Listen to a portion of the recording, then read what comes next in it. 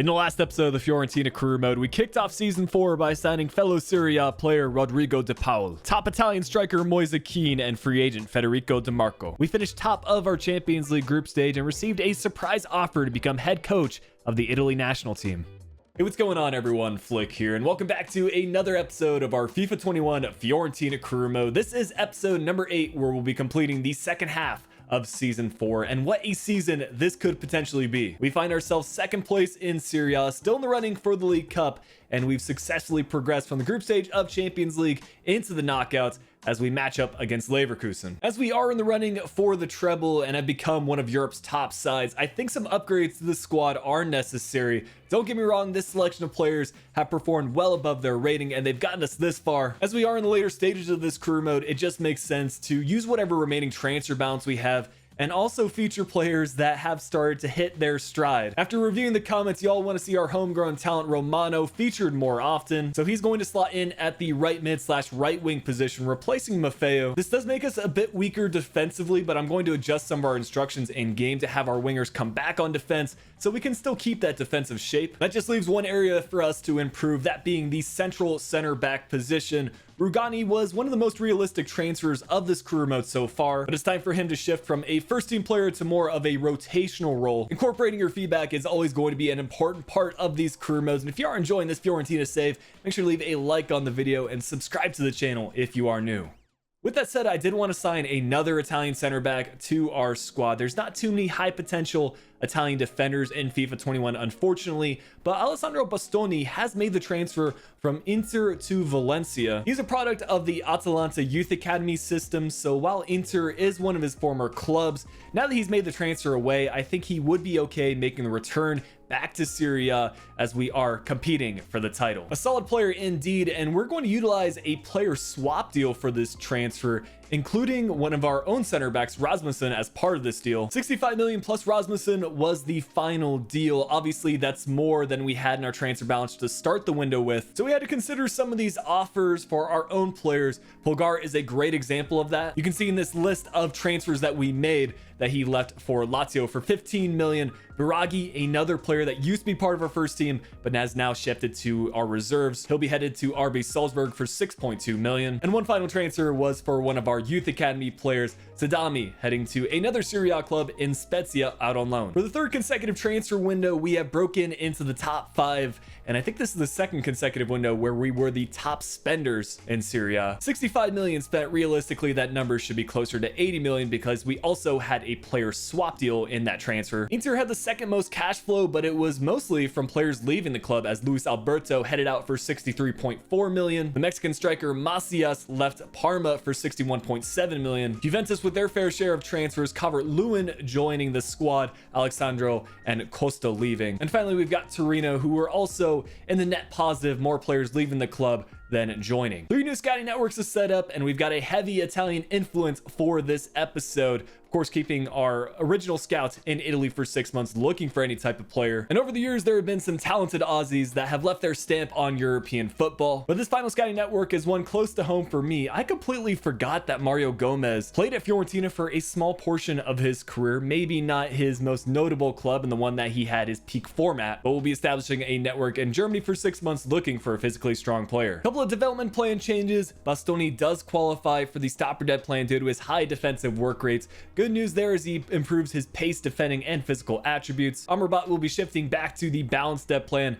I think the defensive midfield one has given him really good stats in game. Now we just want to improve his overall rating. And kind of the same thing for Kean. He was on the poacher dead plan before. We want to help out his dribbling stats a little bit more now. Unfortunately, we're going to see an early exit in the Coppa Italia. The round of 16 sees a defeat against Parma on penalties. So we'll catch up with the squad in our first knockout stage match of Champions League. We've got that Champions League themed background. The squad has seen some upgrades in their rating already. The question now is if we can make a strong run in this competition, similar to what we were able to do in Europa League just a few seasons ago.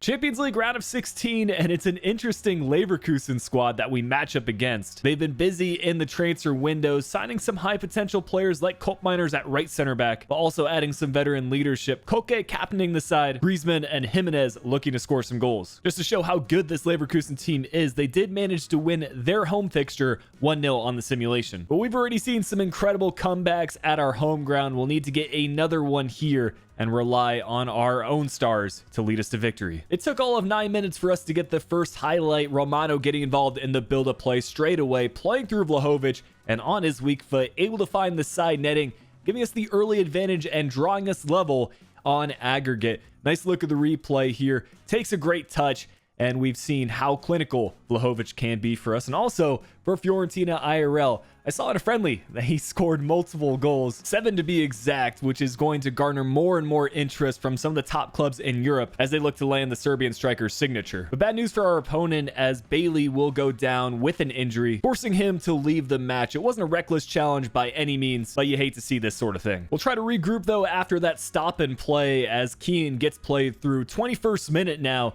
has a couple of options in the middle, but he decides to dribble into the box, finds DePaul on the outlet, who will give us the second goal in this one, and also the advantage on aggregate. DePaul isn't exactly the highest rated player in this Fiorentina squad, but he is captaining the side, and I think he's had some standout performances so far. Vlahovic will get his brace in the 28th minute. By now, we were by and far the dominant team. You know how good we can be at home. We're still in the first half as Gonzalez plays through Costavili, who is onside.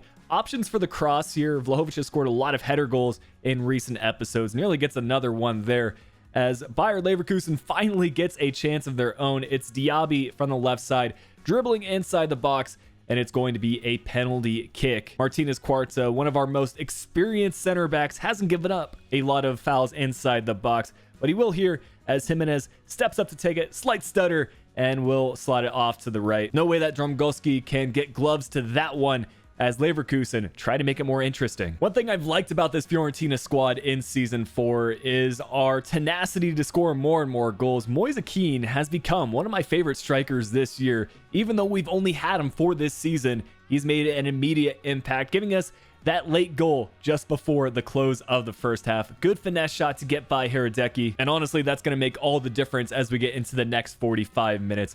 Keane, unselfish, plays through Vlahovic, looking to get a hat trick in this one, but his effort going just wide.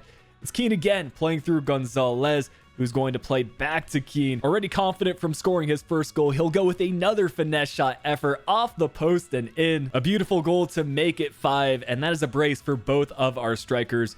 It's the dynamic duo that we've been looking for throughout this career mode, and it certainly seems like we have found it. Leverkusen a bit lucky to hang on to possession here despite us putting in numerous blocks and even challenges to take away the ball. It's Diaby to get the goal. He kind of was the standout player for Leverkusen, forcing the penalty kick and now getting a goal on the score sheet. But that wasn't enough to bring things any closer. We'll be winning this match 5-3 on aggregate, advancing to the quarterfinals of Champions League. Our opponent has been drawn, and it's Barcelona that we have to play against if we want to progress to the later stages. We know for a fact that Griezmann is no longer at the club, but they've done well to make some replacement signings. Actually, someone that we consider bringing in for our own team at the striker position, Osimhen at left striker, and another former Serie A player in Romelu Lukaku at right striker. Simulation-wise, it's another 1-0 defeat, except that happened for our home leg. Not exactly the worst thing, though. All we need to do is get a few goals on Barcelona and end up winning this match. Our defensive prowess was tested early on in this one. It's Pedri to set up Bernardo Silva, who is so difficult to mark in career mode.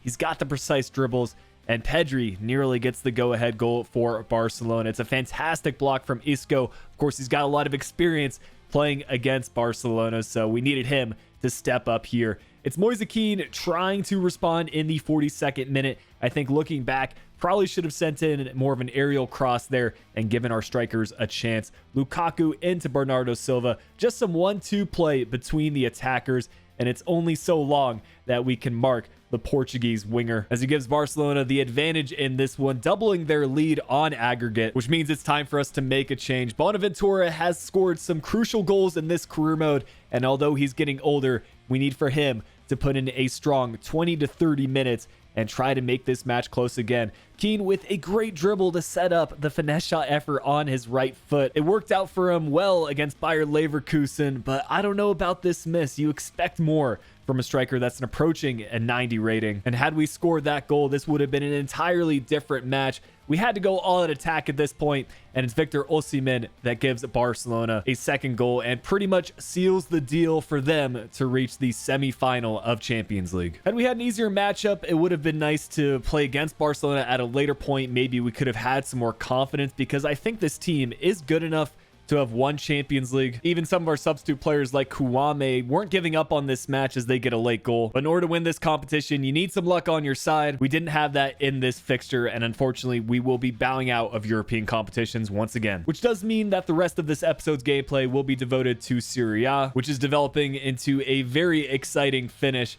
Match against Inter here on the 13th of April. As things stand with 7 fixtures remaining, they hold a 2-point lead over us at the top of the table. A win would put us first, and not only that, it might shake some of Inter's confidence for the remainder of the season, which is also very important. You might notice, though, that because of low stamina, we had to rotate the side, which is kind of nice. We can see players like Rugani, DeMarco, Castrovilli, and Maffeo featuring a little bit more often. It goes without saying that a win here will be crucial if we do want to win the Serie A title, and I think it's fitting that we need to rely on some of our rotational players to put in a good shift and find a way to win this match. In order to be successful in career mode, you need squad depth, and you need versatile players like Gonzalez, who has predominantly been a left midfielder, but he can of course play striker. He'll give us the opening goal in the 21st minute, celebrating in front of the Inter fans. And it's a well-taken effort off of the turn. He's able to get it on his preferred left foot, putting it out of reach of the goalkeeper. Keeping up that quick tempo play, it's Gonzalez again getting involved, played through by DeMarco. Unfortunately called back for offside. This was a very close margin, but it didn't end up making all that much of a difference. As we get into the second half, some quick passing once again. Easy square across from Keane to Gonzalez. He'll get his brace in the 50th minute. And it kind of begs the question, should we have been playing Gonzalez at striker all along? I know we've got a great duo of Keane and Vlahovic as things currently stand, but there are so many good Fiorentina players in this squad that it's difficult to feature all of them. Unfortunately for Inter, they left things a little bit too late to make this match interesting. Finally getting some chances in the 82nd minute, the ball falling back to them on multiple occasions. It's Hakimi who does set up Barella as he plays in Eriksson. Salcedo will finish off the chance, but that will be the final result as we get the better of Antonio Conte's squad in what could very well be the title decider. Our tactics, even with a rotated squad, were spot on. We've gone ahead and simulated to the final match day. It's Benevento, who we've played a couple of times already in this career mode, and I thought a win here might be needed in order for us to clinch the title, but just due to the way results went, we have mathematically secured first place, so this fixture won't really matter, but we'll get to see the trophy celebration at the end, and also a chance for us to feature 3 retiring players: Juan Mata at the age of 36 and an overall of 64. Ilicic didn't spend too much time at Fiorentina, but the season that he did have in the starting 11 was certainly welcomed. He'll be retiring at 36 as well, at 73 overall. And finally, Kokorin was a long-time rotational player, never really factored into the starting 11, and he'll be ending a pretty early career, retiring at the age of 33 at 75 overall. For this final match day, I decided to start and also captain Bonaventura, probably my favorite player of this series so far. The fact that he was able to maintain such a high rating, even up to the ages of 32, 33, was incredible, and it fitted perfectly to this Fiorentina storyline. Also, the fact that we would be able to celebrate this title victory with our home fans made things a little bit better as we march onto the field for the final time this season. So as we get into the highlights, I wanted to give you all my insights as to where the Fiorentina save does stand. I'm glad that we were finally able to lift the trophy in season 4. Granted, it took longer than expected for us to win some silverware. Some of you may know that I had originally planned on doing a shorter Serie A save. Originally, I was going to do a career mode with AC Milan, but there was a lot of support for Fiorentina, and I'm glad that we did end up doing this career mode because it's been a more unique storyline in my opinion, taking a pretty underrated Italian side with a lot of potential and leading them to become the best team in Italy. But to be transparent with you all, I think we have developed the majority of storylines that we could with Fiorentina at the club level. Of course, There is the option for us to take on international management, which could open up some new doors. We could see some reunifications with Chiesa by taking on the Italy job. We've also got quite a few high potential Portuguese talents that by the time the 2026 World Cup does roll along may be able to break into Portugal's starting 11. And who knows, if Ronaldo's still in the save, we could help him win a World Cup trophy. So as we make these final changes for Fiorentina and feature our retiring players, this match will end as a draw, and we'll get into that trophy celebration. And for what will be the final time on the club level for this save, we'll be able to witness these Fiorentina players in game. This decision didn't come lightly. I thought about it quite a bit, but because we are in the later months of FIFA 21, I think taking a break from this format of episodes will be the best thing for the channel. I totally understand that some of you may have wanted to see a 5th season, hopefully have us go on to win Champions League, Coppa Italia, maybe even go for the treble. And for what it's worth, we'll be able to see a former Fiorentina player in Chiesa on the same pitch with the likes of Keane, Romano, and any of our other players that break into the Italian first team. But let's not put a damper on this moment. Let's celebrate this Serie A victory and our first trophy that took 4 seasons to accomplish. Bonaventura lifting up. I wouldn't have had it any other way. Truly the hero of this Fiorentina save. And without further ado, we'll get into the end of season recap, talk about where things finished in the table, cover top scorers and all things related to the club. A thrilling end to the season will see us finish our league campaign with 92 points, 4 points ahead of Inter for that first place spot. Juventus and Napoli will round out the top 4 with Roma and Atalanta qualifying for Europa League. A couple of surprises as we take a look at the bottom half of the table. In particular, Lazio has not performed up to their standards so far in this save, down to 13th place with Benevento, Sampdoria, and Crotone finishing bottom 3. Keane was the impact signing of season 4, and he was by far the leading goal scorer for us. 29 goals across 48 appearances. Despite an injury for Vlahovic, he still netted 17 goals from 47, with Gonzalez getting into the double digits, 12 from 48. I'm happy that we finally figured out the right development plan for Romano, because we saw a huge upgrade in his rating, +8 up to an 89 overall. That was a big part in him getting the 12 assists from 40 appearances. Keane and De Paul also in the double digits. A little to my surprise, Romano was also the top growth player for the club, and at just 20 years old, he has a long career ahead of him. Recapping the top scorers in the league, Waldschmidt has had an interesting career trajectory, starting in Germany, spending a few years in Portugal, and now he is shining in Italy. 24 goals from 38 appearances. Just the one appearance for us in the top 15, as Keane was 1 goal short of leading the league in goals. He did, however, have the most assists, the only player in Italy to contribute 10 assists in the league this season, and Dromgoski continuing his reign as the top goalkeeper. 22 clean sheets from 38 appearances, huge numbers there, but also a big shout out to our defense, which probably minimized the number of shots on target. A little bit disappointing for us to leave in the Coppa Italia so early, a round of 16 exit, with Atalanta winning that competition. Barcelona defeated us, of course, in the quarterfinals of Champions League. They went on to win in an all-Spanish final and an El Clasico final, 1-0 over Real Madrid. And it was VfL Wolfsburg that won Europa League this season. Quick Youth Academy update. It's our player from Finland that appears to be our top prospect. Tommy Oliver, a 65 rated center midfielder. Has great potential at 91 to 94, but unfortunately, we're not going to see that player develop into the future star that he is. But getting into our entire squad recap, I want to give some of my thoughts on Fiorentina and the future. Having won the Scudetto this season, I think we've been able to accomplish the main objective for this save, becoming the top team in Italy. Would have been nice if we could add a Champions League and even Coppa Italia title to add on to that. So while this Fiorentina Career Mode will be coming to an end, I want to thank you all for the support that was shown on this save.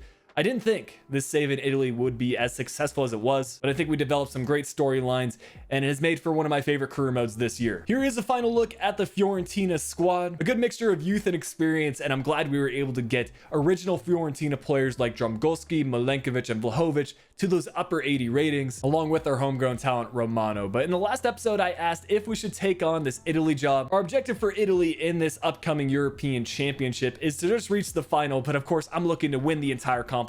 Big shout out to channel members for supporting what we do here on YouTube. If you ever want to learn more about the membership program, click the join button and unlock some exclusive perks to the channel. But if you have gone on to enjoy this Fiorentina save, make sure you leave a like on the video, subscribe to the channel if you are new. But until next time, this has been Flick. I'll be talking to you all again soon.